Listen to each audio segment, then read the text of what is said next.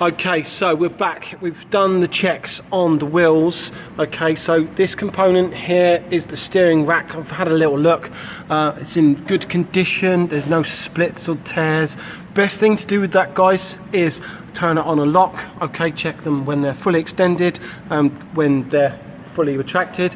We're looking again for condition of them, making sure there's no leaks, no splits. Okay, the condition of the actual steering rack, making sure it's secure. We've got pipe work here because this is a power steering version, so we've got the pipes that goes into the actual steering rack themselves. So we're looking for any leaks across these pipes, any fractures. Okay, again, this where you need to check your power steering fluid level, and that will also give you indications of any faults and problems. So we're going to look at the back of the engine up here, guys. Sorry about that. So up the back of the engine, we've got the starter motor here. Okay, so we can now have a little look at the starter motor. That component just there with the bolt going through, that's a knock sensor, guys. Okay, so awkward to get to. If there was a problem with that, that would come up on a fault code on your engine. Okay, and then we've just literally looking around, we've got a hose there, so we're going to check for leaks, water leaks. If there's any water leaks, you might get an antifreeze stain. Yeah, so it'll either, depends what colour your antifreeze is, it will either be pink or blue, but there'll be some small amount. You can see just above that there, I don't know if you can see that there, guys, there is a little bit of pink. Yeah, so there is a slight coolant leak just there, just above that one. It's difficult to see, can't really get my light in there. There you go, guys. Yeah, so it's a little bit pink there, so it's got a little bit of a weep there. Looks like it's dried up, it's not causing any problems at the moment, but these are the sort of things you should be looking for. Okay, then once we've done that, we've checked all around the subframe, we've checked our wishbone bushes, okay, our lower wishbone bushes, okay, the inner bushes. When we're down, I'll check the ball joints. Then when we get to underneath the car, we're literally just looking for good condition. We're looking for any components that are loose, the condition of the exhaust, okay? Making sure that the rubbers here are in good condition, they're not split, it's actually supporting the exhaust. You can see that there. That's, so we can give a little pull on the exhaust to make sure it's not gonna fall down. Okay, then we're back to under the actual the structure.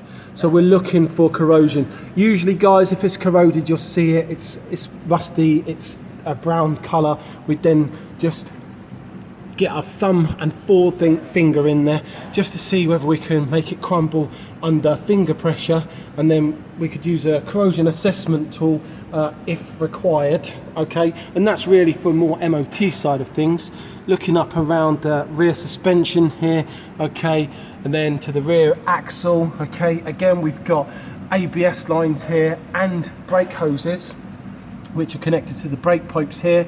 See there's a small amount of corrosion there on that brake pipe itself. Nothing to worry about there. I will inspect that a little bit further. Okay, rear shock absorber. Again, we're looking for leaks, damage, any problems. The actual spring itself. Okay, so there we need to run our hands right the way around. We're looking for any problems on the shocker, or sorry, the spring and the shocker. Now, something I noticed here earlier, so if you look very closely here, guys, yeah, you can actually see broken spring there. Okay, so that needs replacing. That is dangerous and that would fail an MOT. Okay, so that's something on our to-do list now. So that would go on our service report back to our customer, so we can tell the customer what the problem is, and then seek authorization if they want it done, and then obviously that would be at an additional cost. Okay, following on to the back of the car, we're continuing looking around for rust and corrosion. Okay, any problems? Yeah, there is corrosion here, guys. This is a tow bar. Okay, they do corrode. Again, if your customer is actively towing vehicles, then obviously you need to make sure you do real good close tests.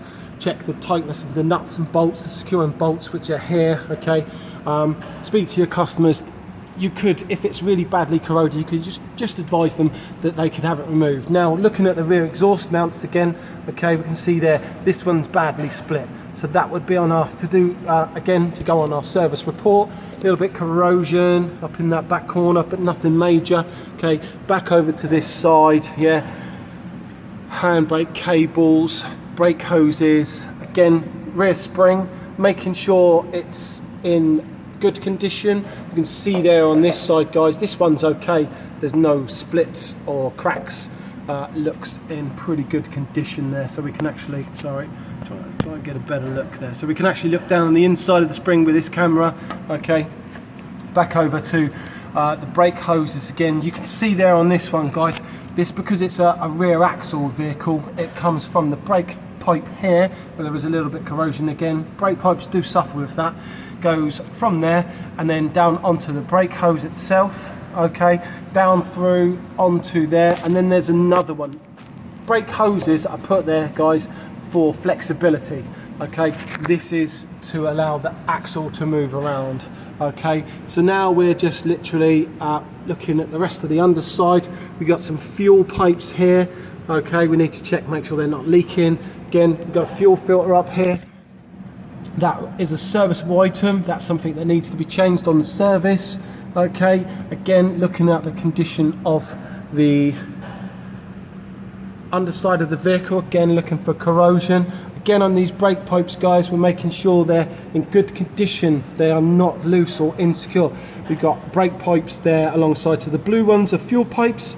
The ones that run alongside are the front to rear brake lines. Okay, so they go all the way to the front of the car. They join here in this case on this particular vehicle, but sometimes they go all the way up and just connect straight to the master cylinder. Okay, so this car's not looking too bad. Hopefully you'll agree with me.